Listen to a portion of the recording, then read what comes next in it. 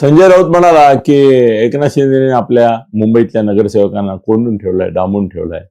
त्यांना भीती वाटते की ते पक्षांतर करतील, कुठेतरी उभाठायला जातील किंवा भाजप त्यांना गिळंकृत करून स्वतःच्या बळावर काहीतरी करेल वगैरे. साफ खोट आहे, साफ खोट आहे, साफ खोट.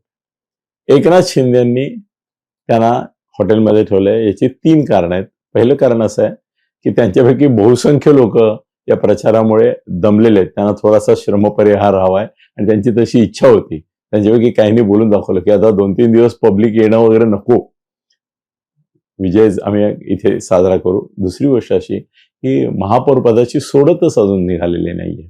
त्यामुळे ते आरक्षणाची सोडत निघायला वेळ आहे. बुधवारी निघेल मला वाटतं. आता मी आज तुमच्याशी बोलतोय तर रविवार आहे. तर त्यामुळे बुधवारी ती निघेल आणि त्यानंतर अजून एक 4-5 दिवस जातील. ते 2-3 दिवस ठेवतायत फक्त, ते फार पुढे नाही ठेवत आहेत.